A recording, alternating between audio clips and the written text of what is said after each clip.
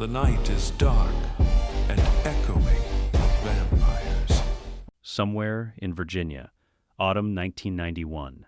Night, candlelight, not the warm candlelight of a comfortable room, the specific, deliberate candlelight of ritual. Dozens of candles arranged in patterns that predate Christianity, predate the Roman Empire, predate most things that call themselves ancient. Ancient hands weave through the air above them. 4 women, each well past 70 by appearance, each considerably older by any other measure. They speak in Latin so archaic it predates the classical form, the language of the Ialtu coven whose lineage extends back before the New World had that name. Pull back, kneeling in the center of the ritual circle, Elijah Mikaelson. He is in his perfect suit. He is composed. He kneels not because the ritual requires it, but because he has chosen to. A gesture of negotiation, not submission. He has been negotiating with powerful entities for nearly 1,000 years, and he understands that the form of deference costs nothing and yields considerable returns. The eldest of the 4 women looks at him across the candles. Eldest witch, the spell will render you mortal, fully. Heart, blood, breath, hunger, everything that vampirism suppressed returns simultaneously. The cure fades naturally as the body remembers what it is. Elijah, understood. Eldest witch, we cannot promise it is long enough for what you seek. A pause. Elijah looks at the candles for a moment. He has spent 947 years moving through a world built for the living without being one of them. He has watched heartbeats and never had one. He has studied every human being he has ever met with the complete attention of something that has forgotten what it was like to be what they are. Elijah, long enough to begin is sufficient. I will manage the rest. The eldest witch studies him. She sees 1,000 years of discipline and a very specific, very private desperation underneath it. She nods. They begin. The ritual, the chanting rises. The candles gutter despite the absence of wind. The air in the room changes quality, becomes thicker, charged, the kind of air that exists in the moment before lightning. Elijah holds very still. The eldest witch presses a vial into his hand. Dark liquid. The distillation of 17 components that individually mean nothing, and together mean, remember that you were mortal, and be mortal again. He drinks it, for a moment, nothing. Then, the camera pushes in on his face. Close, very close. What happens is not dramatic. It is the opposite of dramatic. It is quiet, and it is enormous. The supernatural quality that exists in every original vampire, that particular stillness, that slightly wrong perfection, the sense of something that mimics life too precisely, drains away, and something raw takes its place. His eyes change, not color, the quality of them. They become eyes that can be hurt by brightness, eyes that reflect uncertainty, eyes that blink not because a vampire performing humanity blinks, but because a man's eyes water in candlelight, and he cannot stop it. His hand goes to his chest, a heartbeat. His own heartbeat for the first time in 947 years. He stays very still, listening to it. This small, insistent, mortal percussion. His expression, which Elijah keeps in titanium control, always in all circumstances, does something it almost never does. It opens. Elijah, barely audible. Oh, the eldest witch watches him with something between clinical attention and compassion. Eldest witch, welcome back. Mystic Falls, 3 weeks of humanity. A montage. He is disoriented. Not in the way of a man who is lost. In the way of a man who is overwhelmed by the volume of information a mortal body produces. He is cold for the first time in a millennium. He is hungry, genuinely hungry. The particular insistence of a stomach that requires fuel. And the sensation is strange enough that he stands in a grocery store for 4 minutes, simply experiencing it before he understands what his body wants. He sleeps. For the first time in 947 years, he lies down and loses consciousness and his mind produces dreams. He wakes from the first one in a cold sweat at 3 a.m. and sits on the edge of the bed breathing. Simply breathing, which he now has to do, which he keeps noticing in the specific way you only notice a thing once it is new. He walks through Mystic Falls in October light. The leaves are turning. He has seen autumn 10,000 times. And never once been cold in it or had the sensation of wind moving through his clothes. He stops on a sidewalk and turns his face into the wind and stands there for a moment that someone passing might think was eccentric. He meets Isabel Fleming at the library. She is young, early 20s, brilliant in the specific way of someone who reads everything and retains everything, and has the perpetual expression of someone whose brain is running slightly faster than the conversation around her. She is researching local history. She is audacious in the way of people who have not yet been given sufficient reason to be cautious. She asks him about his accent. He tells her it is European. She says, "That's not an answer." He considers her for a moment, this young woman who does not find his composure intimidating, who treats it simply as a puzzle she intends to solve, and says, "You are correct." It is not. They talk for 2 hours. Their courtship is fast and incandescent and fragile in the way of things that exist inside a window that is closing. Both of them feel the fragility without being able to name it. He is a man who has never been human with another human being, and she is a woman with an instinct for intensity, and what happens between them is real in every sense that matters. Every heartbeat confirms it. He does not tell her what he is. This is the first of his mistakes. He tells himself it is because the window is too short. He tells himself she would not believe him. He tells himself he will tell her when the time is right. The time is not right before it is over. November 1991. The night everything ends. He is mid-sentence when he smells them. Isabel's apartment. Evening. She is telling him something. He will spend 19 years trying to remember exactly what she was saying, and he will never completely recover it. And then his nostrils flare, and he knows. Klaus's men. Outside the building, he looks at Isabel. She sees something shift in his eyes, something she has never seen there before, some quality that she has no framework for, that is not human in any sense she can articulate. And she says, "Elijah?" He says, "Get behind me. Do not come out of this room regardless of what you hear." He fights. He fights as a human, which is a different thing entirely from fighting as an original. Slower, more painful, more desperate. He has forgotten how much a human body can be hurt, and Klaus's men are reminding him. He takes damage. He bleeds. He bleeds in a way he has not bled since the 11th century, and the sensation of it is shocking. He is winning, barely, desperately, when the cure begins to fade. It does not fade gracefully. The report was accurate. The coven could not control the timing. The supernatural nature comes back not as a tide returning, but as a wave crashing. His bones break and reset as vampire strength floods back into a body that spent 3 weeks being something else. The pain is enormous. He goes to one knee, gets back up, finishes the fight, turns. The apartment is empty. Not just empty, wrong. Her books scattered, the specific disorder of a space that was exited in fear and haste. He searches the apartment in 60 seconds. He searches the building. He goes out into the street and searches with vampire senses pushed to their absolute limit. Every heartbeat in a 3-block radius, catalogued, assessed, dismissed. Isabel is not there. Her heartbeat is not there. He stands in the street in November cold. Cold he can no longer feel, which is its own kind of loss, and understands that he has made a series of catastrophic errors that have cost the only person he has cared for in this particular way in 9 centuries her life. He searches for months. He finds nothing, he concludes.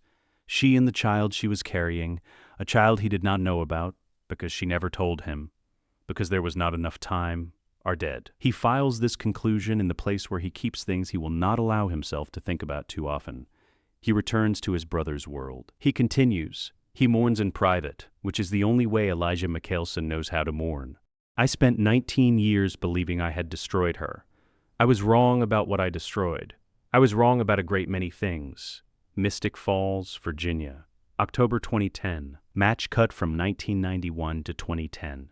The leaves are turning. They always turn in Mystic Falls in October. The town does not change the way cities change. It holds its shape, its streets, its particular quality of being a place where history sits just beneath the surface of the ordinary. Elijah arrives in a black car. He is back to himself.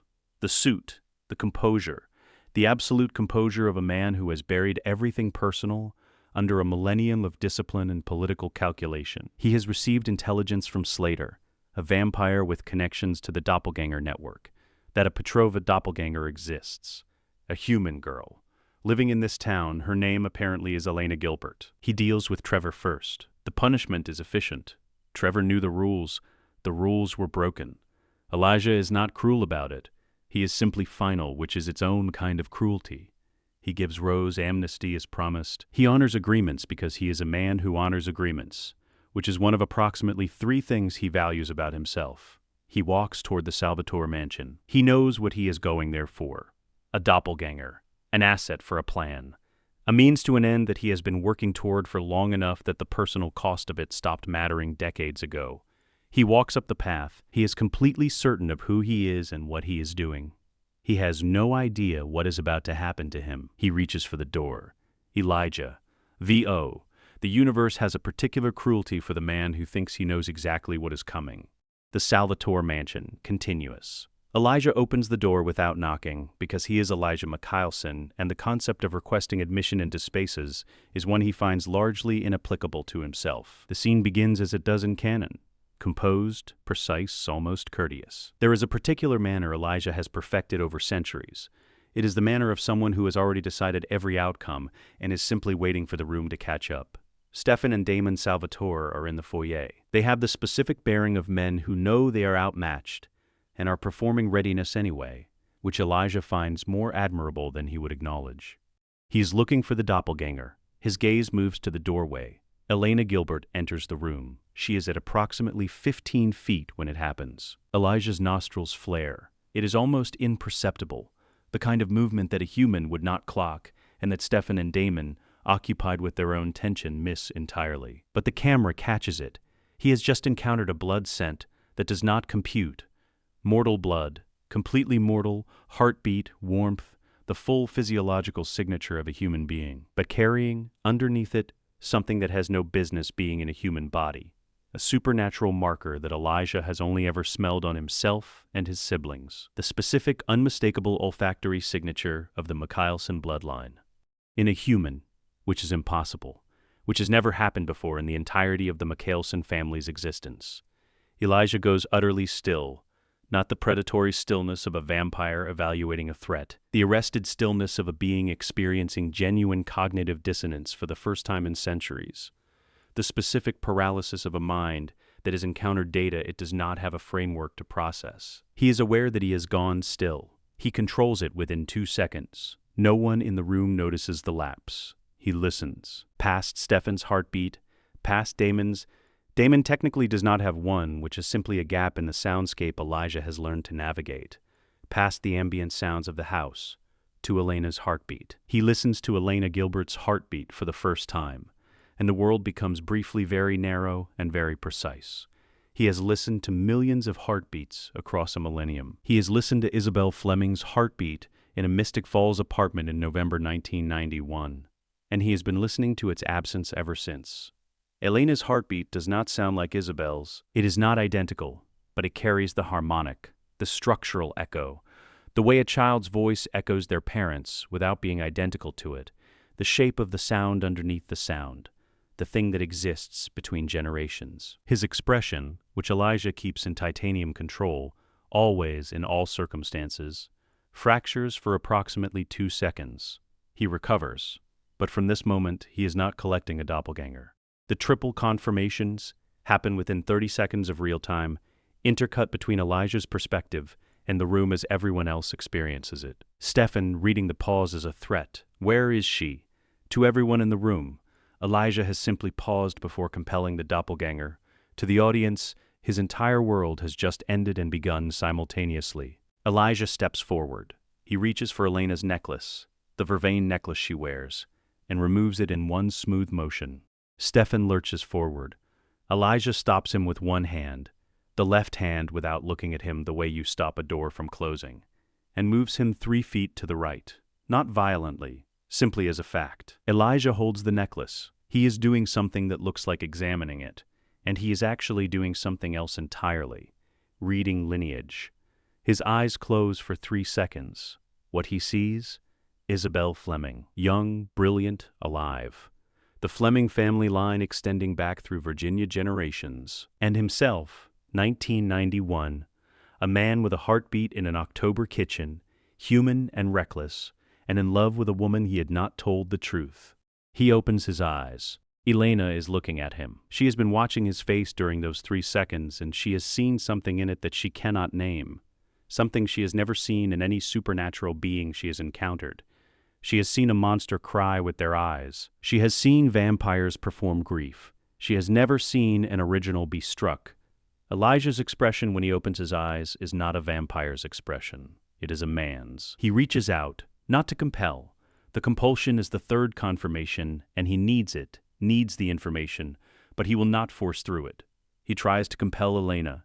He encounters resistance. Not a wall, not the absolute resistance of original on original compulsion immunity, a friction, a pushing back that should be categorically impossible in a human being, which means this is not entirely a human being, which means the blood scent was not a mistake, which means the heartbeat echo was not his imagination. He drops the compulsion immediately, not because he cannot force through it, because he does not want to.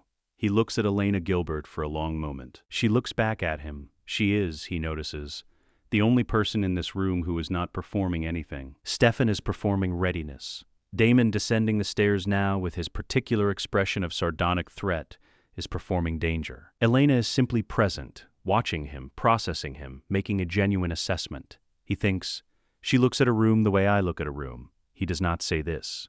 Damon lunges. Damon has descended the stairs and taken in the scene. Stefan displaced. Elena's necklace in Elijah's hand. Elena staring at Elijah with an expression Damon has never seen on her face, and makes the decision in the particular Damon Salvatore way of making decisions, which is to move before the thinking is complete. He lunges, catches Damon by the throat in one hand, pins him to the wall with the casual, absolute ease of something that has been doing this for 1,000 years. Damon's feet leave the floor. Elijah looks at him. His voice is entirely calm. Elijah, I am going to need you to be very quiet for a moment. He looks at her for a long beat, long enough that Stefan and Damon both register that whatever is happening in Elijah's expression is not what they expected. Long enough that even Elena, who is extraordinarily composed for someone whose necklace has just been removed by an original vampire, has the particular expression of someone experiencing a recognition they cannot source. Elijah, I am going to take you somewhere safe. You have nothing to fear from me. That is not an instruction or a threat. It is a promise, and I have never broken one. She knows exactly what that sentence typically means. She opens her mouth to say something precise and pointed, and stops, because she believes him. She cannot explain why. It is not compulsion. She would know compulsion, and this is not that. It is something older and less explicable, a bone-deep, inexplicable certainty that this specific person in this specific moment means exactly what he says. She picks up her jacket from the chair. She walks toward the door. Stefan steps forward. Elena. She looks at him. I'll be all right, said with the calm of someone who genuinely believes it, which is the only thing that stops Stefan from moving. The door closes. The aftermath. Stefan and Damon stand in the Salvatore foyer. The silence has the specific quality of a room from which something enormous has just departed. Damon is looking at the door. He has the expression he gets when he is processing something he does not want to process, because processing it requires admitting things he does not want to admit. He looks at Stefan. That was not the face of a man who wanted a doppelgänger. Stefan is still looking at the door. No, he says quietly. It was not. Damon, did you see what his face did when he looked at her? Stefan, yes. A long pause.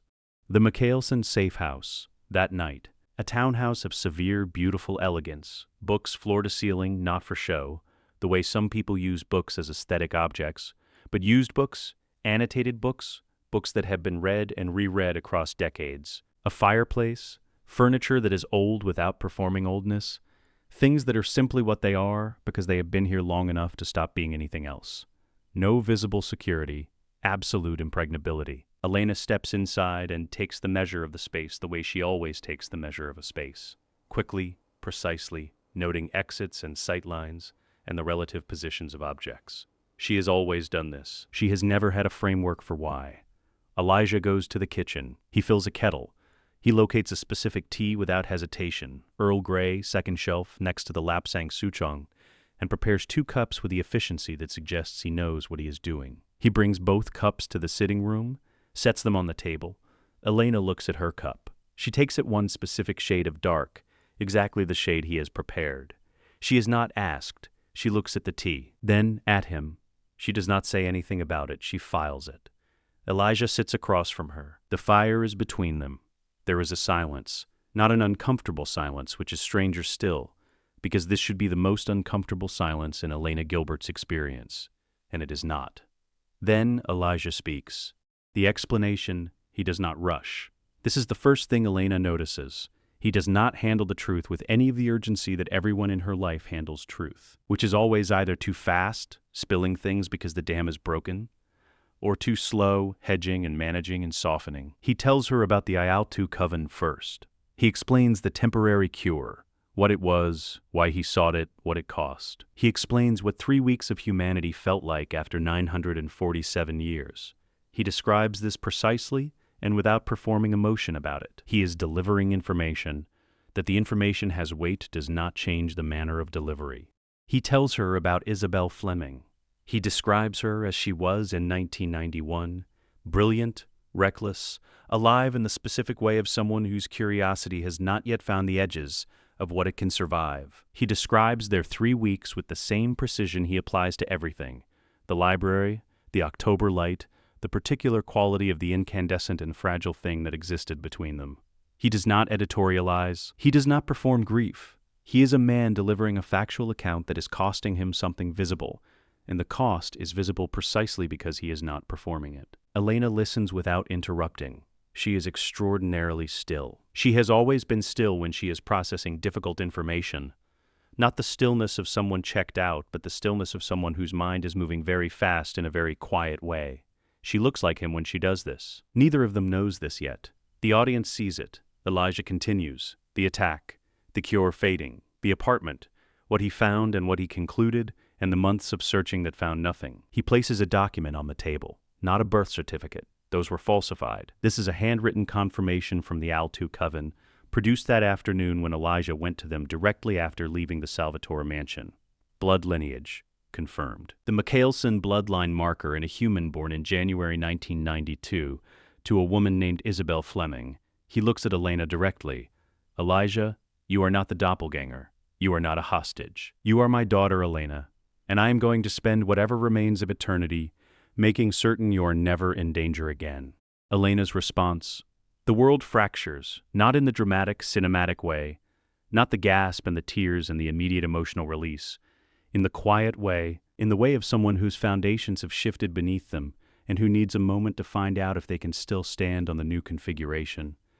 Elena Gilbert is not someone who falls apart. She is someone who gathers information and makes it manageable. She asks precise, controlled questions. When was she carrying me? When did she know? Elijah answers. Does she know I'm alive? Does she know you're... Elena stops, reformulates. Does she know what she did? Yes. Does Klaus know about you? About me? Not yet. Is that why we're here? Why you brought me here instead of... She stops again. She is reformulating the architecture of the last 4 months. Every supernatural event, every threat, every person who has looked at her as something to be used. Through an entirely new framework. Everything that's happened this year, the doppelganger mythology, Catherine, Klaus wanting me for the ritual, that was because of what I am. It predates your birth. It is true that Petrova blood carries the curse-breaking property. It is also true that you are not only Petrova. What you are is more complicated than anyone understood, including me, until today. Files this. She looks at the fire for a moment. There is one emotional crack. One place where the precise, controlled architecture of the questioning becomes something else. Elena, was she happy in 1991 with you? Before everything, the room is quiet. Elijah looks at her. He understands exactly what she is asking and why. Not about the outcome, not about what Isabel became. About whether the beginning was real, whether the love that produced her was something genuine. Elijah, she was the most alive person I had encountered in 9 centuries. Elena is still for a moment. Then she nods, looks at the fire, says very quietly, "That tracks." A small, ruined, almost smile. The innate connection. The conversation continues. Elijah answers every question she has. He does not manage the information or soften it. He treats her as someone capable of managing accurate information, which she is, and which she notices. What she also notices, as the conversation continues, his patterns, the way he structures an argument. Point, evidence, conclusion, implication is the way she has always structured arguments, which her friends have always called formal and her teachers have always called advanced for her age, and which she has always simply experienced as the obvious way to think. The way he pauses before speaking. Not to collect his thoughts, he does not need to collect his thoughts, but to allow the weight of what he is about to say to be present in the pause before the words. She does this. She has always done this. The way he treats a room as a political space, the way his gaze moves through it systematically, exits, sightlines, power positions, the way hers does. The way he identifies, within 30 seconds of entering any conversation, what each person in it needs from him, and what leverage exists. She has always been told she was too formal, too composed, too old-fashioned for 17, that she seemed older than she was, that she had an instinct for other people's psychology that was unusual. She is beginning to understand that those were never personality quirks. They were inheritance. Elena stands. She moves toward the bedroom she has been assigned. She stops at the doorway. She does not turn. Elena, I want to know everything about what I am, everything you know about this family. I am not asking you to be my father. A pause. Elena, I am asking you to tell me the truth. Elijah's voice very quiet. Those are the same thing. The Mikaelson safe house. The following morning, Elena is in the kitchen when she hears them coming. Not because she has supernatural hearing, she does not, but because she has always had an instinct for the shape of approaching trouble, which she understands now as something other than luck. She hears the car on the street. She hears the particular silence that follows when the engine stops and two people get out and do not immediately speak, which is the silence of a plan being executed. Stefan and Damon have found her. She knows before she sees them through the window. She knows by the way Elijah goes still in the sitting room next to her. The arrested quality of his attention shifting to the perimeter, which is the vampire equivalent of looking up. He looks at her. Elena, Stefan and Damon. Elijah, how do you know? Because they would not send anyone else. He considers this. Then, stay here. Elena looks at him steadily. No. Elijah is not accustomed to being told no, which is something Elena has already intuited, and she is not softening it. Elijah, Elena, they are my friends. They are frightened, and they have come here because they are trying to protect me, which is what they do.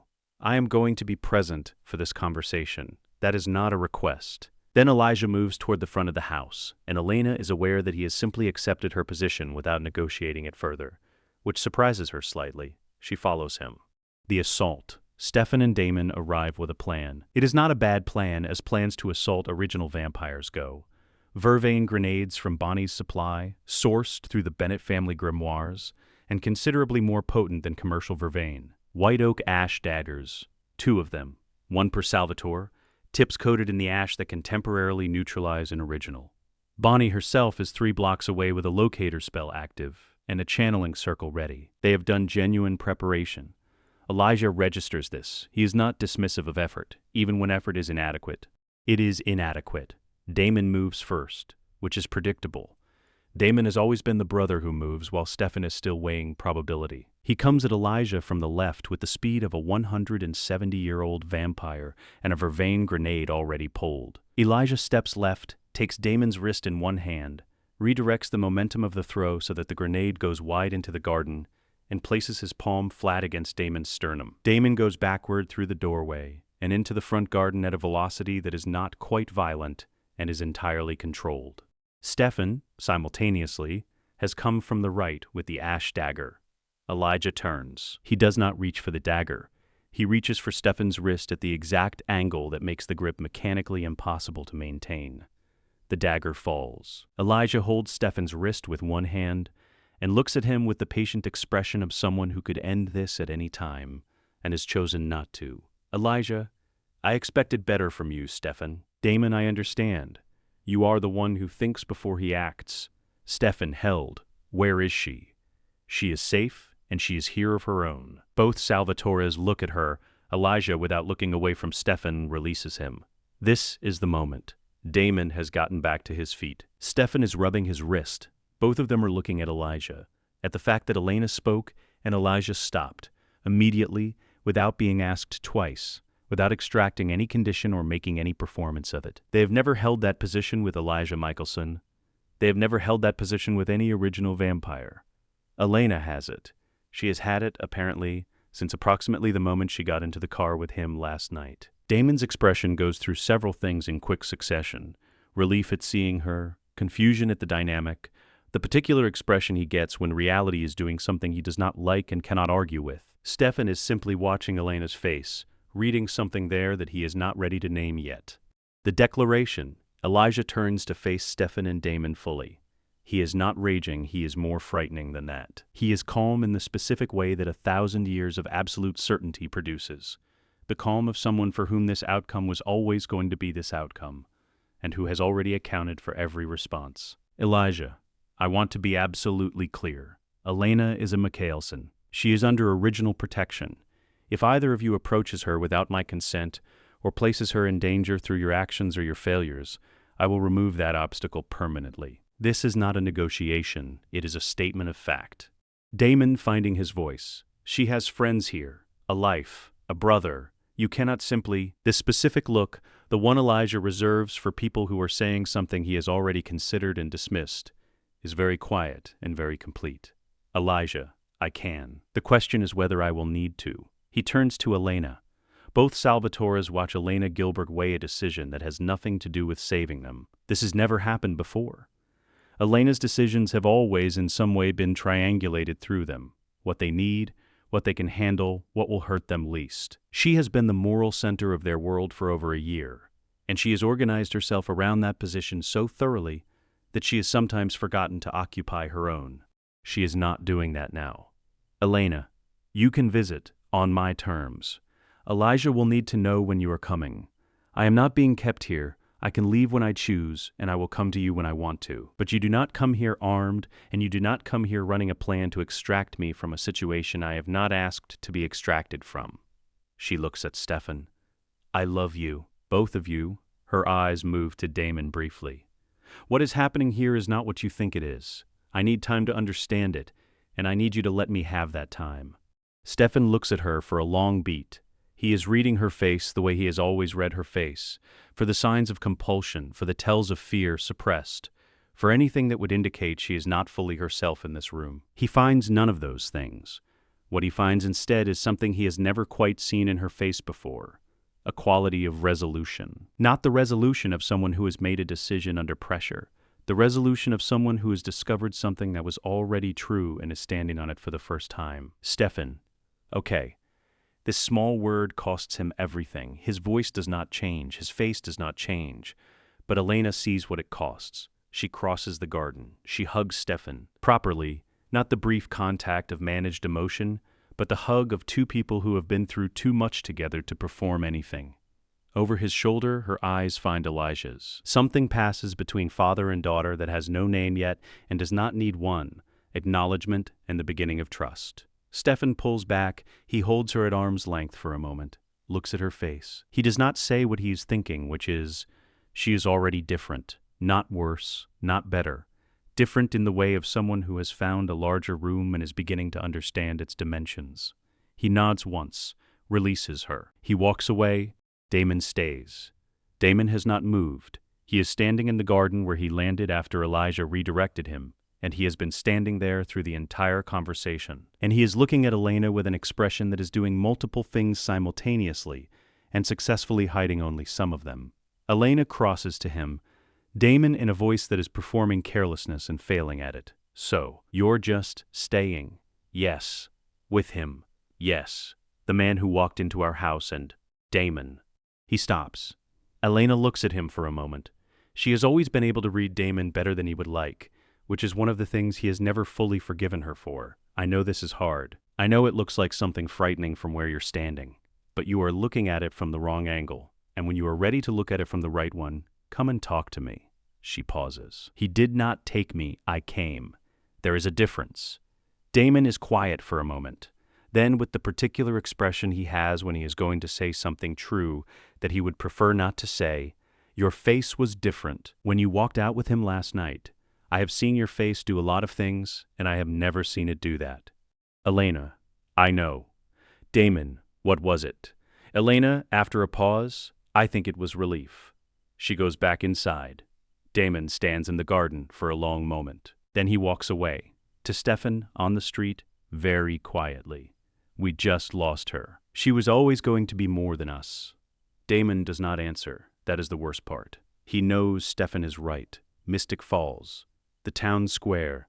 3 days later, Elena is buying coffee. This is notable primarily because it is so ordinary. She is in her town, At the cafe she has used her entire life, in the morning light, doing something 17-year-olds do, and it is the most ordinary moment she has had in 4 days. She is also, without entirely planning it, doing what Elijah has been teaching her, reading the room.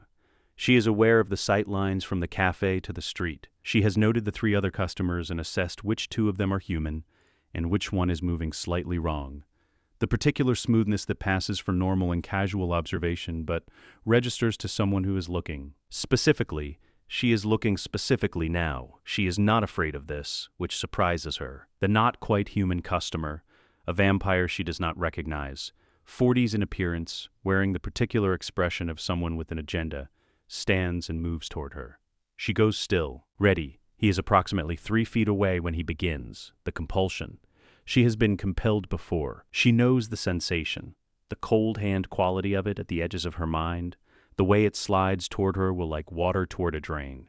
She has experienced it enough times to recognize the opening notes of it. She recognizes them now, and then nothing happens. The compulsion brushes against the edges of her mind and simply does not find purchase. It is the sensation of pressing on a door that will not open, not because it is locked, but because whatever is on the other side is categorically different from what the door was built to contain. The vampire tries again. She can feel him pushing harder. The pressure increases. She gets a sharp sensation behind her eyes that is briefly painful, but it does not translate into compliance. Her will remains entirely her own. She shakes her head. The sensation stops. She looks at the vampire. He is staring at her with an expression of genuine confusion, the expression of someone whose entirely reliable tool has just failed in a way they do not have a framework for. Elena, I suggest you leave. The explanation she tells Elijah that evening. He sits very still when she describes it. The stillness of a man who has suspected something and is now receiving confirmation. Elijah, which vampire was it? Elena gives a description. He identifies the lineage. His jaw tightens slightly, not at the information, but at what it implies about who sent the vampire to test her. Elena. Elijah. Why couldn't he compel me? He explains the Mikaelson bloodline magic, the immortality spell cast by Esther, using the white oak tree, the way the magic binds every vampire in their line, why killing an original kills all vampires in their bloodline. He explains that this magic, apparently, carried forward. Elena. Into me. Elijah, you were conceived while I was human, genuinely, fully human, but the bloodline magic that defines what the Mikaelsons are is not vampiric in origin. It is older than vampirism. It appears to have passed to you as a dormant hereditary trait, the way a witch's power passes to children regardless of their own supernatural status. Elena, am I dangerous? Elijah, not in the way the word typically implies. You have no supernatural strength, no speed, no compulsion of your own. You cannot be compelled by any vampire who is not an original. An original compulsion, he pauses. You can resist it, with effort. It will cause you pain, but it will not take hold. Elena, and if an original compels me hard enough, then it will cause you considerable pain and still not take hold. The resistance is structural, not willed. You cannot choose to be compelled. A pause. Elena, what else? Elijah, whether you choose to develop anything further is entirely your own decision. I will not make that choice for you. Elena, you said, am I dangerous? And your first response was to list what I cannot do. What can I do? Something moves across his expression, very briefly, that is not quite pride and not quite grief, and is adjacent to both. Elijah, you already do it. You have always done it. You walk into a room and you know where the power is. You talk to people and you understand what they need before they tell you. You have never been compelled successfully, not once in your entire life, though several vampires have attempted it and you simply thought you were strong-willed. A pause. That is not personality, Elena. That is heritage. Elena is quiet for a long moment. Elena, I thought I was just stubborn. The almost smile again. He is beginning to recognize it as the specific smile she produces when something is both true and slightly absurd. The healing discovery. The following afternoon, Elena is moving books in the safe house. Elijah's collection, which is extensive and organized on a system she is beginning to decode. When her hand catches the edge of a broken spine, the corner is sharper than it looks. She pulls her hand back, a cut across her palm, not deep but real, bleeding in the way palms bleed. She wraps it. Keeps moving. 40 minutes later, she unwraps it to clean it properly. She goes still. She turns her hand over, turns it back. The cut is healed, not scarred over, not scabbed, healed. Clean, as though it did not happen. She thinks about the car accident at Wickery Bridge. The one that killed her parents. She went into the water. She was in the water long enough that she should have. She thinks about the time she fell from the bleachers during a football game in 9th grade, and Stefan caught her but not quite in time, and she hit the ground at an angle that should have broken her wrist, and she was sore for a day. She thinks about a dozen other incidents she has always attributed, in the back of her mind, to luck. She holds up her hand, turns it in the light. She laughs. It is slightly hysterical. It is entirely genuine. It is the laugh of someone who has just looked backward across 17 years of her life and seen them rearranged into a completely different shape. Elijah appears in the doorway. He has heard the laugh. He is assessing her, concerned first, then reading her expression, something that recalibrates into attention. Elena, I cut my hand 40 minutes ago. Elijah, yes. Elena, you knew. Elijah, I suspected. Elena, you have never broken a bone. She says it the way he said it to her. The exact cadence. She is repeating it back to him and they both know it. I thought I was lucky. Elijah, you are, but not in the way you thought. The training. He begins teaching her. Not combat, not yet. He is clear about the sequencing of this. Certain foundations come before certain structures, and the foundation he considers non-negotiable is the one he has spent a millennium building and refining, and which he considers, in the genuine hierarchy of survival skills, more essential than any physical capability. He teaches her how to read a room. Not as a concept, he taught her the concept in one sentence. He teaches her the practice. They walk through spaces together, and afterward he asks her precise questions about what she observed. Who had power? Who performed power? Where the leverage existed? What each person wanted from the others and what they were afraid of. She is already good at this. She is supernaturally good at this. He watches her work through the exercises with the efficiency of someone for whom the framework is not new but merely unrecognized. Not learning a skill, but recognizing a skill she has always had and giving it a name. He teaches her how to negotiate from apparent weakness. This lesson goes 3 hours and involves a scenario he presents verbally in which she has no leverage and must create the impression of leverage from nothing. She finds 3 angles he has not pre-planted. He notes this without saying so. He teaches her how to remember. Not memorization, he teaches her his own system for cataloging people. The specific architecture of a person's psychology. The load-bearing points. The places where pressure produces information and the places where it produces performance. She retains everything. Every session she retains everything. And in subsequent sessions she builds on what she has retained in directions he has not suggested. He watches this over 2 weeks and says very little. What he is thinking. She has 19 years of self-taught, instinct-led, unframed practice meeting its framework. What was always there is now organized. It is like watching a library become cataloged. The books were always there. The knowledge was always there. Now someone can find it. The aesthetic shift. It happens without announcement.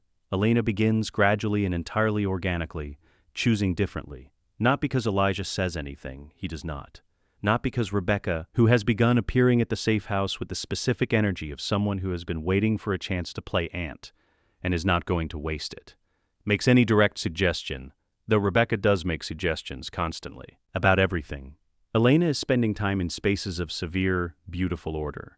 She is reading what is available, which includes material she would not have encountered in Mystic Falls. She is having conversations, daily, with a man who has 9 centuries of considered opinions about almost everything. And those conversations are shaping the shape of her thinking.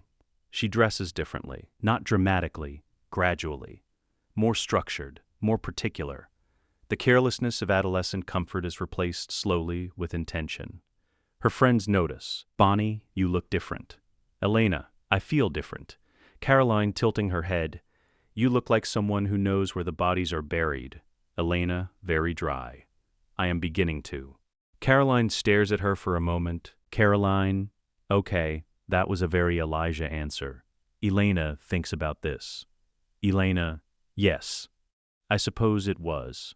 The mirror, safe house. Evening, Elena is standing at the mirror in the upstairs corridor. A long mirror, old glass, the kind that has slight imperfections that make reflections slightly impressionistic. She is looking at herself in the way she has not looked at herself in 17 years. Not to assess, but to recognize. Looking for the thing that was always there and is only now visible. Elijah's reflection appears over her shoulder. He has come to tell her something, a logistics matter, something practical, and has stopped in the doorway instead. He does not announce himself. He looks at what she is looking at. Elena does not startle. She has, in 2 weeks, developed the habit of knowing when he is nearby. Not supernaturally, simply through the particular quality of attention he brings into spaces. He crosses to her. He adjusts something on her collar, a fold that is turned slightly wrong, without being asked, without making it a gesture, without performing anything. She lets him. The way you let family do things. The way you let someone do a thing when it is simply what they do, without it requiring acknowledgement or interpretation. He meets her eyes in the mirror. Elijah, you look like someone who knows exactly who she is. Elena, I am starting to. The safe house. Morning, Elijah places a card on the table in front of Elena at breakfast. It is a calling card, heavy stock, his personal seal, 2 lines of handwriting. Elena looks at it. Looks at him. Elena, you summoned them. Elijah, I did. Both of them? Yes. Elena sets down her tea. She has been expecting this. She knew it was coming. She knew it because it is the logical sequence, and she understands logical sequences now in a way she did not 3 weeks ago, which is to say she understands them explicitly rather than instinctively. She knew it was also coming because she has been carrying questions for 19 years that she did not know were questions, and the answers are in 2 people who do not deserve comfortable silence. Elena, I want to be there. Elijah, I expected you would. Elena, not as an observer, present in the room, which is the 3rd time in as many weeks that he has not hedged or managed or negotiated her presence in a difficult situation, and each time it lands the same way, as the particular shock of being treated as capable. John Gilbert's reckoning. John arrives at 11. He comes alone, as the card specified, and his expression when he enters the room is the expression of a man who has been making a particular calculation for 17 years, the cost-benefit of a secret, and has just realized the calculation was always wrong. Elijah is sitting when John enters. He does not stand. He gestures to the chair across the table with the minimal efficiency of someone who does not consider the gesture to require embellishment. Elena is in the chair by the window. John sees her when he sits. Something happens in his face, relief immediately complicated by the expression of someone who understands that they are in a room where every card they hold has already been counted. Elijah, you know why you are here. John, carefully, I have some idea. Elijah, I will save us both considerable time. I know every contact you have on the Founders Council. I know every financial arrangement you have used to maintain influence in this town. I know the identities of every supernatural creature you have made agreements with, and the nature of those agreements, and what would happen to your position in this community if that information became public. John goes still. Elijah, I want to be clear that I am not threatening you. I am describing the landscape. The landscape is, you have no leverage. You have never had leverage with me, but you have had leverage with this town, and I am telling you that leverage no longer exists as a resource you can deploy against my interests. He pauses. What I want from you is very simple. John, after a moment, what do you want?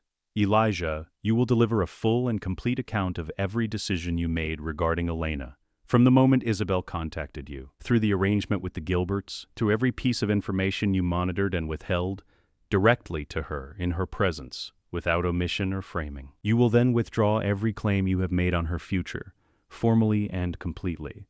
You will have no further role in decisions that concern her. John looks at Elena. Elena looks back at him steadily. John to Elena, I was trying to protect you. You have to understand that. Everything I did, Elena, I understand what you thought you were doing. She says it without cruelty and without warmth. She says it as a statement of fact. She understands the motivation, and the motivation does not change the consequence. John, Elena, and then you will do what he said. A long silence. John looks at Elijah, then back at Elena. He sees the same quality in both faces. Not anger, something steadier and more final than anger. He nods. He tells her everything, all of it. The call from Isabel, the fear, the arrangements with Grayson and Miranda, the years of monitoring every detail he has carried as currency he was never sure how to spend. He tells it plainly, because there is no other way to tell it in this room, and when he finishes, he looks smaller than when he entered. John, you are going to leave. You are going to be an unremarkable human man in a small town whose claim on a life he had no right to has been peacefully returned. If you do anything to disrupt that arrangement, I will revisit the landscape I described earlier. Do we understand each other? John, yes. He leaves. Elena watches the door close. She is quiet for a moment. Elena, he thought he was her father. Elijah, he was not. Elena, no, but he thought he was. She pauses. He was wrong about a great many things, and I think some of them he was wrong about in good faith. She stands. She moves toward the window. Elena, I am not forgiving him. I want to be clear about that. But I understand him well enough to know that what he carried was real, even when it was wrong. He is learning, over these weeks, the difference between the moments when she needs him to speak and the moments when she needs him to stay quiet. This is the latter. Isabel's reckoning. Isabel arrives at 2. She looks as she always looks, beautiful, composed, the specific composure of a vampire who has built a personality around not being caught off guard. She enters the room and deploys the composure as a first line of defense. It does not survive the room. Elijah is standing this time. He is standing because this meeting is different. He knows it is different, and his body is telling him it is different in the specific way a body tells you something, even when your mind insists on control. He looks at Isabel Fleming. He sees the young woman from 1991 overlaid with what she has become. The brilliance is still there. She was always intelligent, but it is organized now around survival rather than curiosity. The recklessness is still there, transmuted into a different register. She is still her. She is also what happened to her. He does not allow himself to feel this for longer than 3 seconds. Then he speaks. Elijah, I found your apartment in November 1991. There was blood on the floor. Your books were scattered. I searched for months. Isabel, I know. Elijah, I thought you were dead. I thought the child was dead. A pause. I mourned you. Isabel's defenses, and she has many, built across decades of navigating a world she chose with insufficient understanding of what it was, begin to fail. Not dramatically, quietly, like a structure losing integrity in one small place and finding that one place was load-bearing. She tries. I was terrified. I didn't know what the baby might be. I didn't know if you would come back, and if you did, whether... Elijah, I am not interested in your reasons. It is not said with cruelty, it is said with the quality of a door closing, final and entirely without drama. Isabel stops. Elijah, I am telling you what happens now. You will answer every question Elena asks you. Every question, completely, without omission or narrative shaping. You will not explain yourself. You will not seek absolution. When she is finished with her questions, you will leave. Isabel, and then... Elijah, you do not have a role in her life. You surrendered that 19 years ago. I am not taking it from you. You made that decision yourself. Isabel looks at Elena. Elena has been at the window. She turns now. She looks at her birth mother. Isabel, Elena, she asks it with the complete, careful precision she has been learning, and that was always in her. Elena, were you happy when you were carrying me? Before you were scared, before whatever happened that made you afraid? Was there a time when you were simply happy? She cannot deploy any defense against this question because it is not an attack. It is a genuine request for information, delivered by a girl who wants to know if her beginning contains something real. Isabel, very quietly, yes. Elena, that is all I wanted to know. She walks to the door. She opens it. She waits. Isabel crosses the room. She passes Elena. She stops briefly in the doorway. Elena, gently but with absolute finality, do not. Isabel goes. The door closes. Elena stands with her hand on the door handle. She does not look at it. She is looking at the wall ahead of her. Elijah watches her. He says nothing because she does not need him to say anything. After a long moment, Elena turns. She crosses the room. She takes his arm, his left arm, naturally, in the manner she has begun to do over the past 2 weeks. The way she has watched him walk through rooms and developed the instinct to match his pace. Elijah looks down at her hand on his arm. His expression does something that he does not attempt to control. It is pride and grief, and the specific weight of a love that is 19 years old and has spent 19 years with nowhere to go, arriving all at once. Elena does not look at his face. She does not need to. They walk toward the garden. The safe house. 1 week later, Elena is reading when Elijah enters the room with the particular quality of stillness that means something has changed.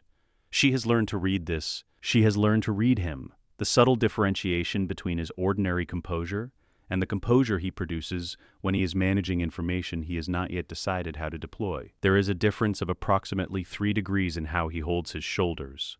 She knows this now. She closes the book. Elena, he knows. Elijah, he has been informed. He is coming. A pause. Elena, when you say coming, he will come here because it is the only logical place, and Klaus has always had an excellent understanding of logistics when he is not undermining it with temperament. She has spent the past 3 weeks learning the Mikaelson family the way she learns everything Elijah gives her, thoroughly, systematically from primary sources and his precise first-hand account. She knows Klaus's psychology in the specific way that Elijah has described it, not demonization, not flattery, but the clear-eyed accounting of someone who has lived alongside a person for 1,000 years and understands every mechanism of them. She knows Klaus is dangerous. She also knows, because Elijah told her without softening it, that Klaus's capacity for genuine love is real and that it is the most unpredictable thing about him. Ayla, what do you need from me? Elijah, be exactly who you are. Do not perform either deference or defiance. Both will work against you. A pause. He is going to want to assess you. Let him. He is not going to like what he assesses. Elena, why not? Elijah, because he is going to assess that you are smarter than him in the specific ways that have always most irritated him, and he is going to like you anyway. And that is going to irritate him considerably more. Elena looks at him, the almost smile. Elijah, I have known him for 1,000 years. The field outside the Lockwood property, that afternoon. Klaus arrives the way he always arrives, as though the geography has been reconfigured to accommodate him. He finds Elijah outside, a specific piece of terrain management that Elijah has executed deliberately, because some conversations should not happen inside spaces you want to keep uncomplicated. Klaus is wearing his current body, Alaric Saltzman per the events of Season 2, with the particular ease of someone who has inhabited other people's forms long enough to stop registering the strangeness. His eyes, however, are entirely Klaus regardless of the face. He looks at Elijah, Klaus, expansive, charming, dangerous. Brother, you've been busy. Where is the girl? We have a ritual to complete. Elijah has his hands in his pockets. His posture is the posture of a man who has already made a decision and is waiting for the conversation to catch up. Elijah, the girl is my daughter, Niklaus, and the ritual will need to be reconsidered. The smile on Klaus's borrowed face does not change immediately. Then it does. It stops. Klaus's cascade. The report mapped this sequence precisely, and the scene executes it precisely because Klaus's psychology is one of the most internally consistent things in the known supernatural world, and it does not deviate from its own logic. Phase 1, disbelief. Klaus laughs. It is a genuine laugh, not performed, because Klaus does not bother to perform in front of Elijah, which is one of the few relationships in his existence where he doesn't. The laugh has the quality of someone dismissing an absurdity. Klaus, Elijah, what are you doing? Elijah, I am telling you a fact. Klaus, you are telling me you have a biological child. That is not a fact. That is physically impossible. We are vampires. I was not a vampire when she was conceived. The laugh stops. Phase 2, fury. It arrives in approximately 4 seconds, which is fast even for Klaus, the specific fury of a man who suspects he is hearing something true and is furious in advance of accepting it. Klaus, the IL-2 coven, the cure research. He takes a step forward. You were experimenting with temporary mortality, and you, during those weeks, you were... He stops. His jaw tightens. You are telling me that while you were running my research, you found time to fall in love with a mortal woman and produce a child that you then conveniently forgot to mention? For 19 years. I believed she was dead. Klaus, and the child? He is thinking now, the tactical shift visible in his face, the rage displaced temporarily by calculation. You are protecting the doppelgänger. You have decided to shield her from the ritual, and you have constructed this. I can have it in your hands within the hour. A pause.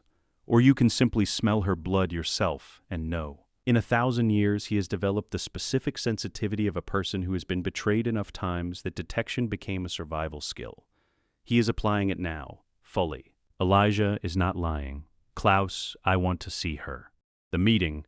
Elena is in the garden when they walk around the side of the house. She is reading. She is always reading now, or reviewing notes, or sitting with the particular quality of attention Elijah has been teaching her. And she looks up when they approach. She takes the measure of the situation in approximately 2 seconds. She closes her book. She looks at Klaus. Klaus has smelled her blood from 12 feet away. He has stopped walking. The Mikaelson bloodline marker in Elena's blood is something Klaus has only ever smelled on himself and his siblings. He encounters it now in a human girl sitting in a garden with a book, and his expression does something that very few people have ever seen Klaus's expression do. It goes quiet, not blank, quiet. The specific quality of someone experiencing something they do not have a prepared response to. He circles Elijah slowly, not menacingly, almost unconsciously, the way people move when they are processing something with their body rather than their mind. Klaus, very quietly, you fell in love. Klaus, for 3 weeks you fell in love, and you, of all of us, he stops. He looks at Elena again. You made a child. Another pause. I did not think that was possible. And the thing that moves across his face in this moment, the thing that arrives and is genuine and is not performed because Klaus does not perform things he does not choose to perform, is something Elijah has not seen from him in centuries. It is an emotion Klaus has no comfortable name for, which is the overlap of jealousy and wonder, the specific combination of resenting that Elijah has something Klaus cannot have, and being moved by it in spite of himself. Klaus, is she? He looks at Elena. Is she like us? Elijah, with something almost like warmth. She is better than us. The smallest, rarest smile crosses Klaus's face. Klaus, of course she is. He looks at Elena with the expression of a man who has decided something. Of course she is. She is a Mikaelson. The declaration.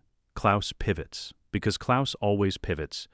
Adaptability is his most underrated quality. He has accepted the truth in the time it took Elijah to speak 4 sentences, and he is already reconfiguring around it. He turns to Elijah. Klaus, I still need to break the curse. That has not changed. Elijah, I am aware. Elijah, if you touch her, Niklos, if you lay a single hand on my daughter in anger or in use, I will burn every plan you have made to ash. I will spend the next 1,000 years ensuring you never achieve what you are seeking. Klaus, Elijah, I am not threatening you. I am telling you what will happen. Choose accordingly. The two of them look at each other across 19 years and 1,000 years, and the particular weight of brothers who have been everything to each other and done everything to each other and are still, somehow, standing in the same field. Klaus is quiet for a long moment. Then he looks at Elena. Elena has been watching this entire exchange from her chair. She has not moved. She has the expression of someone watching a very complex negotiation and reading every subtext. She has, in fact, been reading every subtext. Klaus, I want to meet her. Elijah, you are meeting her. Klaus, properly. He crosses to Elena. He stops 2 feet away and looks down at her. She is sitting and he is standing, which she has arranged, and which she notes, and he looks at her with the full weight of a 1,000-year-old original, applying genuine assessment. Elena looks back at him with the full weight of a 17-year-old who has spent 3 weeks being trained in exactly this, and who is, in addition, her father's daughter in every way that matters. The assessment lasts approximately 10 seconds. Klaus to Elijah over his shoulder. She is going to be insufferable. Elijah, yes. Let us solve the problem of the curse without killing you. I assume you have thoughts. Elena, several. The safe house library. 3 days later, Elena puts the document on the table in front of both brothers simultaneously. This is deliberate staging. She has thought about this meeting the way Elijah taught her to think about meetings. What she needs from each person present, what they will resist, what the load-bearing points of their resistance are, and how to present the argument so that the architecture of it is self-evident before anyone has the opportunity to disagree with it. Elijah looks at the document. Klaus looks at it. Then both of them look at Elena. Elena, the ritual requires doppelgänger blood as an activator for a blood-bound seal. The death clause is bound specifically to mortal Petrova blood. The IAL-2 Coven confirmed this 3 days ago when I asked them to review the original curse mechanics. Elena, I contacted them through the communication channel Elijah established. They were helpful. She sits. My blood is not pure Petrova. It carries Mikaelson bloodline markers. Dormant, yes, but present. The curse did not account for this combination because the combination has never existed before. The mortal Petrova element is present. The death clause, however, is specifically triggered by mortality without the Mikaelson component. Did you know she was going to do this? Elijah, I suspected she was researching. I did not know the conclusion. Klaus, back to Elena. You are telling me your blood can break the seal. I am telling you the Ialtu coven confirmed that a single ceremonial blood offering from me, not a sacrifice, a channeling, activates the curse-breaking mechanism. I do not die. The seal breaks. You get what you have needed for 1,000 years, and I continue to exist. Then he says, almost to himself, the curse did not account for an original's biological child because such a thing was categorically impossible. He looks at Elena. Yes, he has an expression Elena is beginning to learn, the one he produces when he finds something genuinely delightful and is trying not to show it. She is going to be absolutely insufferable. Elijah refuses. He refuses immediately before Klaus can respond to Elena's proposal, before the conversation moves forward, before Elena has finished settling into her chair. Elijah refuses. Elijah, no. Elena, you have not heard the full. Elijah, I have heard enough to know that the answer is no. You will not put yourself in any proximity to Klaus's curse-breaking mechanism. The answer is no. Elena looks at him steadily. She was expecting this. She has prepared for this. She dismantles his refusal point by point. Not aggressively, methodically, which is worse, because it is the specific method he taught her and he cannot argue with the method without undermining every lesson he has delivered. Elena, your refusal is based on the premise that my participation constitutes unacceptable risk. Let us examine that premise. She leans forward slightly. The Ialtu coven has confirmed the mechanism is safe. The blood quantity required is ceremonial. A cut, not a drain.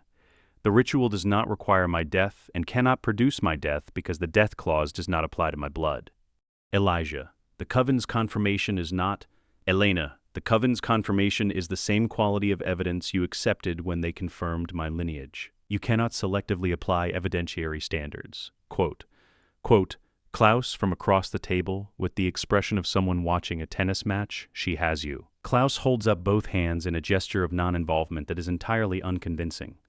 Elena continues, Elena, you brought me here because the truth required it. You have spent 3 weeks teaching me what it means to carry this family and this name. You have told me, more than once, that a Mikaelson does not stand outside the weight of what this family carries. Elijah, I did not mean... Elena, I know what you meant. I am telling you what it means. She pauses. The pause has the specific weight he taught her to put in pauses. You have spent 19 years believing I was gone. I am here. I am not going anywhere. Let me do this, not because Klaus needs it, but because if I am going to be part of this family, I am going to help carry what this family carries. That is what a Mikaelson does. You told me that yourself. Elijah is silent. He looks at his daughter. He watches her sit across from him and use his own rhetorical framework with the precision of someone who has had 3 weeks to internalize it and 17 years of instinct underneath it. And he is caught between fury and something he cannot suppress, an overwhelming paternal pride that has no outlet available to it. Klaus, very quietly, she is right, brother. Elijah looks at Klaus. Klaus, she is right, and you know it. The risk is minimal. The coven has confirmed it. And she, he looks at Elena with the expression he has been developing for a week, which is the specific expression of a man learning to be an uncle. She is making the argument correctly. Elijah, if at any point during the ritual you experience pain beyond the expected, Elena, we stop. Elijah, if the coven's assessment proves inaccurate in any particular, within reason, Klaus produces a sound that is not quite a laugh and not quite otherwise. Elijah looks at his daughter for another moment. Then he nods. Once, the ritual. The clearing is prepared by the Ialtu coven, the same women who made Elijah human in 1991, now arranged in a circle with the moonstone and the ceremonial components of the hybrid curse breaking.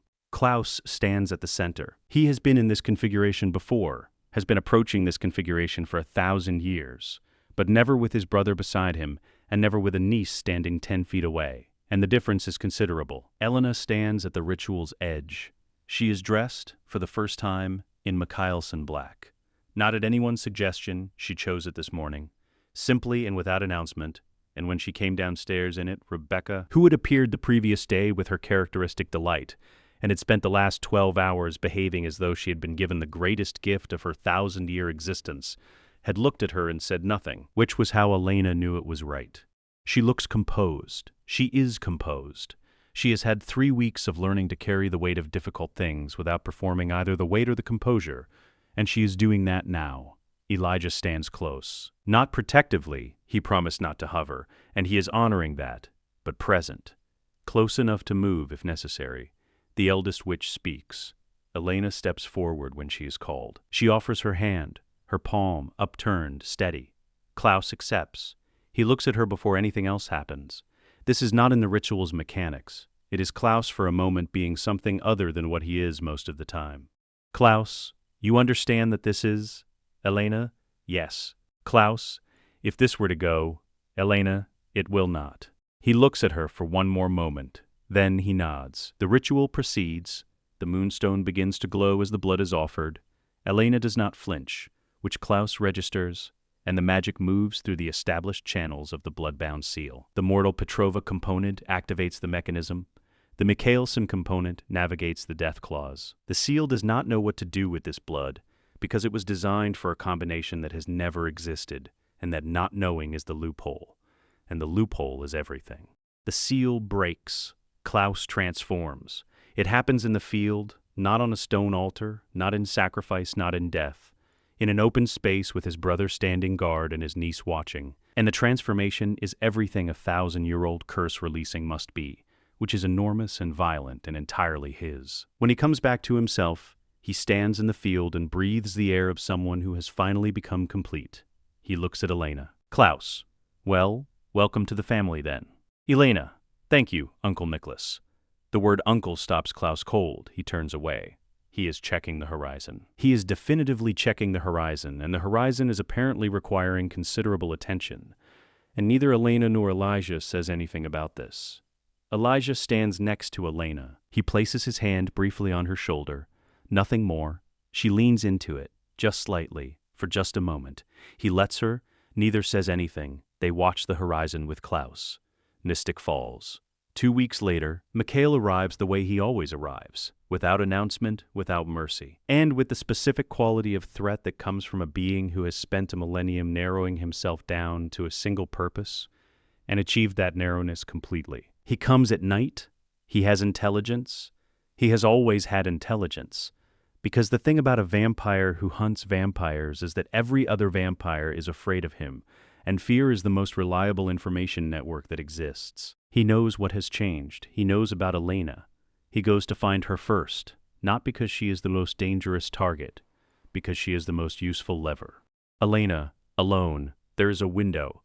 Elijah cannot be everywhere. Klaus, in the days since the ritual, has been establishing the practical architecture of his new hybrid capabilities with the focused energy of someone who has been waiting 1,000 years and intends to waste no time now that the wait is over. The compound has not achieved its full security configuration yet. Mikael finds the window. Elena is on the upper floor of the safe house when she becomes aware that something is wrong, not through supernatural sensing, but through the specific reading of a room awareness she has been developing for 3 weeks. The house sounds different. Someone in it is not producing the sounds of someone who lives here. She has approximately 4 seconds between awareness and Mikael appearing in the doorway. He is enormous. He is ancient in the way that makes Klaus feel young by comparison. The 1,000 years on him are not worn but compressed, sharpened into the specific economy of a being who has refined himself down to one thing and done so successfully. He looks at her. He looks at her the way you look at a tool, assessing its usefulness. Mikael, you are the girl. Elijah's. He does not finish the word. His expression moves through something complicated when he tries to say it, like a man attempting a language he has decided not to learn. The child. Elena, yes. Mikael, you will come with me. Elena, no. He crosses to her in the time it takes to blink, and has her arm before she can move. She does not panic. She does not perform bravery. She is frightened in the specific way of someone who is accurately assessing a threat and calibrating their response to what will actually work rather than what will feel satisfying. She starts talking. Elena holds Mikael's attention. She does what Elijah taught her. She reads him. She reads him quickly and comprehensively, in the way she has been practicing for weeks. What does he need? What does he fear? What is the load-bearing point of his psychology? Where does pressure produce information, and where does it produce performance? Mikael is not complicated. He is singular. He is a man who has spent 1,000 years in one story. The story of his failure and his punishment of those he holds responsible for it. He is entirely defined by paternal rejection of everything he made that did not meet his standard. She presses on this. Elena, you were the standard, weren't you? That was always the problem. You held them to a standard that only you could meet, and then punished them for not meeting it. Anna, Elena, I know exactly what I am speaking of. My father told me everything. A pause. He told me you were the most formidable thing he had ever faced.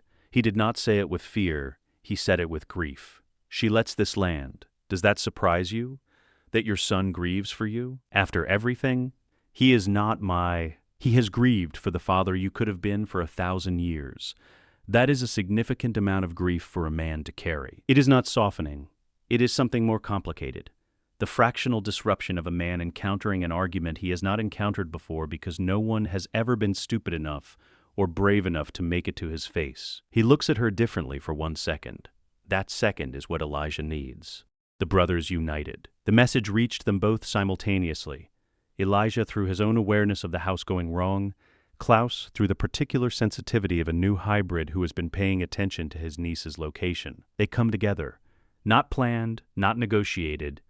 Simply, both of them arriving at the same place at the same moment, with the same purpose, moving without consultation toward the same outcome. The way two people move together when they have shared enough history that the coordination is structural rather than arranged. Klaus reaches Mikael first, the hybrid speed, the new advantage, and the impact of it is considerable. Mikael releases Elena, she steps back. She watches Elijah arrives. The two brothers face their father. Mikael looks at them. He expected this moment. He has been in this moment before. 2 sons against 1 father against 2 sons, and he has won it before through the specific advantage of absolute singular purpose. Divided sons are manageable. He looks at them and understands that they are not divided. Klaus and Elijah, together, not performing together in the way of people who are fighting for a shared thing rather than performing alliance for strategic advantage. The difference is in the weight they put through each movement, the way they orient to each other's positions without looking. The coordination of 2 men who have sparred together for 1,000 years and currently, for the first time in recent centuries, actually want the same outcome. Mikael is a 1,000-year-old warrior. He has fought originals. He has never fought 2 originals who are genuinely unified. He is adjusting for this when Elena speaks. She has positioned herself behind and to the left, which is where Elijah taught her to position herself, which is the angle that is visible to Klaus and Elijah, but not to Mikael without him turning. Elena, he's going to favor his left. Watch the footwork. She has been watching him for 3 minutes. She noticed it. She is telling them. Mikael turns, because an accurate tactical assessment from an unexpected quarter requires response, and that turn costs him 1/4 of a second of his attention on Elijah. He has had it for 19 years in some form, the knowledge of what his father is and what would end him, and he delivers the final blow with the specific economy of a man who has been carrying a weight for too long and is setting it down. It is over. Mikael falls. The aftermath. Elijah stands over what he has done. There is no triumph in his face. There is relief, genuine structural relief. The kind that comes from a weight that has been carried for so long that the body has forgotten what it weighs until it is gone. There is grief, complicated, unwanted. The grief of a child for a father who was monstrous and who is gone, and who cannot be anything other than what he was now. Klaus stands beside him. He puts his hand on Elijah's shoulder. Briefly, he does not say anything. There is nothing to say, and Klaus, in genuine moments, has always understood this better than his reputation suggests. They stand. Elena comes to stand between them. She does not say anything either. She simply occupies the space between them. This improbable space, this space that should not exist, and does, and lets them know by her presence that whatever comes next, they are not alone in it. After a long moment, Elena, always and forever, it is directed at both of them. It is not a test, and it is not a demand. It is an offering. She is giving them the words back, returning them to their original context and asking, "Does this include me now?" Klaus and Elijah look at each other over her head. 1,000 years between them. 1,000 years of everything, love and betrayal and fury and protection and loneliness, and the desperate, indestructible need for family that has always been their most essential characteristic regardless of how many other things they have been. Klaus looks at Elena. Klaus, always and forever. He holds her gaze. That includes you now, little niece. Elena, do not call me little. Klaus, absolutely not. He says it with the specific delight of someone who has found something he intends to do indefinitely. Mystic Falls, the following week. Elena moves through her goodbyes. She moves through them in the order that makes sense to her. Not easiest to hardest, which would be avoidance, but in the sequence that the relationships require. She has always understood relationships as having their own internal logic, their own necessary order of things. Jeremy is first. He is in the kitchen when she finds him, eating cereal with the specific distraction of someone who is very carefully not asking about something. She sits across from him. Jeremy, you're leaving. Elena, not forever. I want you to hear that as clearly as I can say it. Not forever. He is 16 and she has been his family since he was 6, and she has been holding things together for them both since Wickery Bridge, and this is not a small thing what she is about to do. Jeremy, where are you going? Elena, with my... She stops. She has not said the word aloud yet. With Elijah and Klaus, they're going to New Orleans first, I think, and then she pauses, and then wherever. Jeremy looks at her. Jeremy, is Elijah, is he good to you? Elena thinks about this question with the care it deserves. Elena, he is honest with me. He does not protect me from the truth, and he does not manage my decisions for me. He treats me as capable. That sounds like you, what you would want. Elena, yes. She reaches across the table and takes his hand. I am not abandoning you.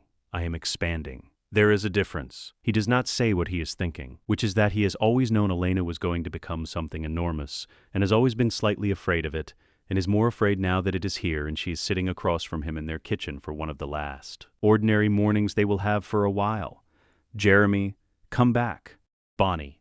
They walk together through the town square in the gray morning.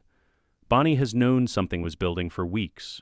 Bonnie knows Elena the way only a best friend knows someone, not just the surface, but the underneath. The particular shape of Elena's silences, and the thing that was always slightly too old about her, and the way she has always held people up without knowing why she felt compelled to. Bonnie, you look like yourself, more than you did a month ago.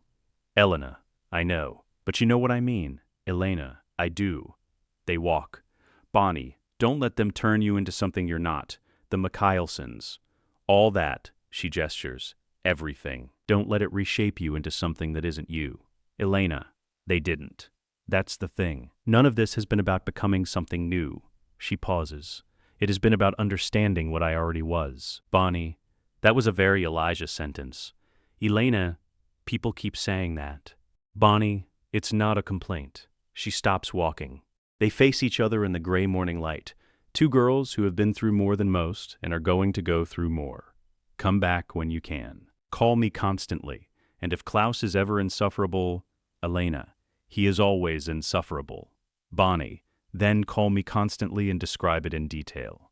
They hug, long, genuine, the hug of two people who know how to be apart and will be apart for a while, and are accounting for that honestly, rather than pretending it is something smaller. Caroline is already planning her first visit.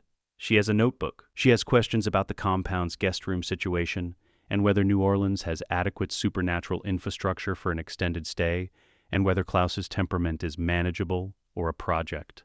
Elena tells her Klaus is a project, but an interesting one. Caroline, those are your two favorite kinds. Yes. Caroline hugs her with the enormous genuine warmth that has always been Caroline's most essential quality. The quality she spent a year believing was weakness before she understood it was armor of the most effective kind. Caroline over Elena's shoulder. Your father is watching from the car and trying to look like he isn't. Elijah is, in fact, leaning against the car across the street and doing an excellent impression of looking at his phone. Elena turns back to Caroline. Elena, you are going to visit constantly. Caroline, I am visiting constantly starting next month. Elena, good. Stefan, he finds her before she finds him, which is how it has always worked between them.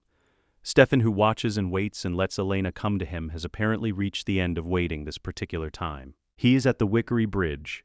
Of all the places in Mystic Falls, this one, the place where Elena Gilbert's life as she knew it ended, and where, looking at it now, she understands that it was also where it began. Stefan is standing at the railing. He turns when she approaches. He has the specific expression he saves for things that matter. Stripped down, no performance. Simply Stefan Salvatore looking at something true. He takes her hands. Stefan, you are always going to be extraordinary. I just couldn't see the shape of it. Elena, you helped me become brave enough to find out. He looks at her for a long moment. Stefan, in 100 years, I know you are going to be someone entirely different from who you are now. You are going to have been through things I cannot imagine and become things I don't have the framework to picture. But I want you to know that who you are right now, today, he stops. He does not usually stop. I am glad I knew her. Elena, very quietly. Stefan, I know. He manages a small, complete smile. I know. She kisses his cheek. He closes his eyes for a moment. Then he lets her hands go. She walks away. She does not look back because she has learned from 3 weeks with Elijah that sometimes you honor a thing by walking forward rather than looking backward. Stefan stands at the railing and watches her go. Damon. This one is longer. Damon is on the porch of the Salvatore boarding house with his bourbon, which is the position he has historically retreated to when he does not know what to do with himself, and he is very clearly doing not knowing with himself currently. Elena sits on the step below him. She does not ask permission. Damon looks at her with the expression he has when he is going to say something honest and is annoyed about it. Damon, you're really going. I am. You're not being. He makes a gesture that encompasses compulsion, manipulation, and 17 other supernatural mechanisms of control. No, I am completely, entirely myself, more than I have ever been. Damon, I spent a year telling myself I was protecting you, keeping you safe, that everything I did was. He stops. He looks at his bourbon. He loves you, Elijah. That's the thing I cannot argue with. I've been trying to argue with it for 2 weeks, and I can't, because I know what it looks like when someone would burn the world down for a person, and that is what he looks like when he looks at you. Elena, yes. Damon, I respect him. He says it like it costs him something. I hate it, but I respect him. Elena, I know. She smiles. He knows too. Something shifts in his face.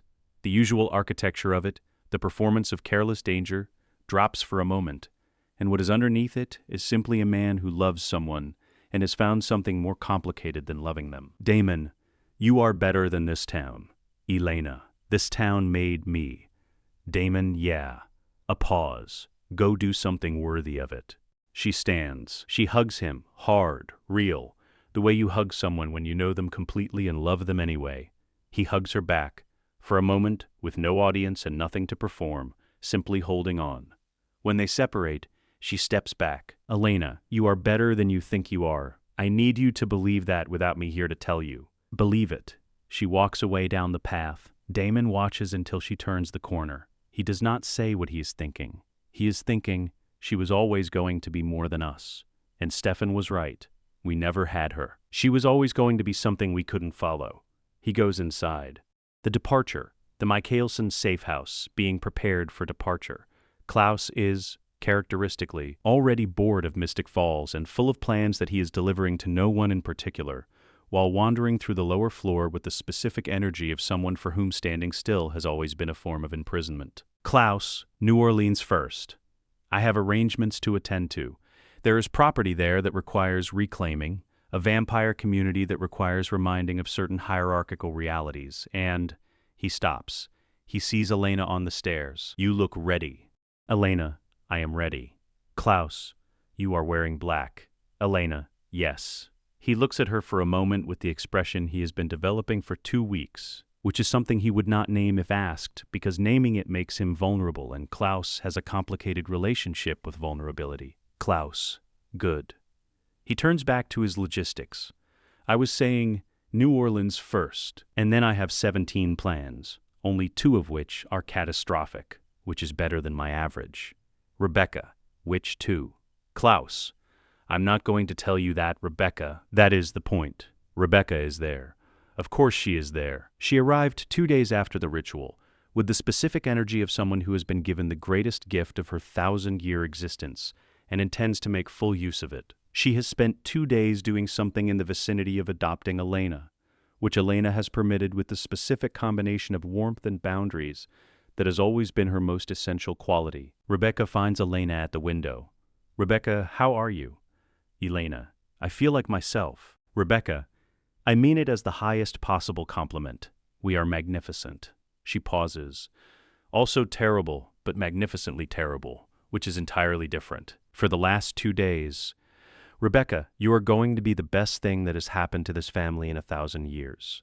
She says it with complete simplicity, as though it is a fact she has verified and is reporting. "I wanted you to know that before we got in the cars and Klaus started talking and we all lost the capacity for meaningful conversation."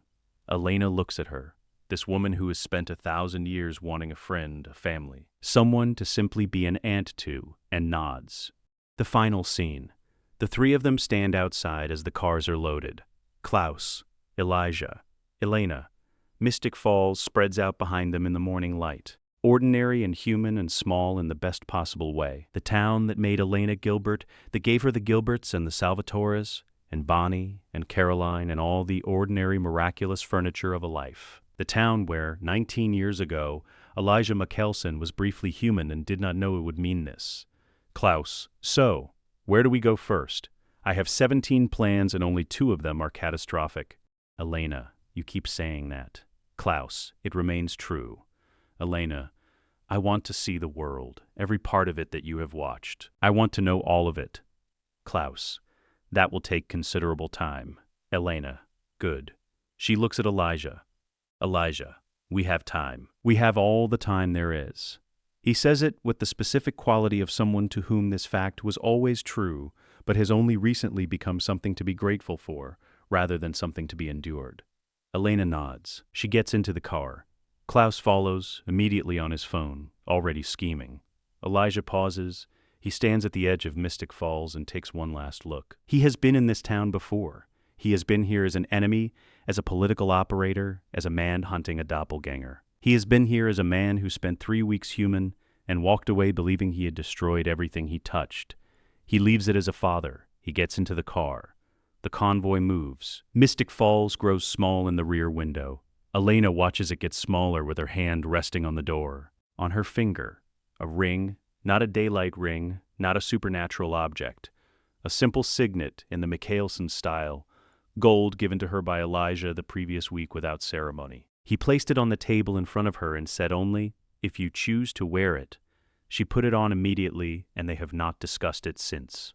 It catches the morning light now. She watches Mystic Falls until it is gone. Then she faces forward. Final voiceover. Elena's voice.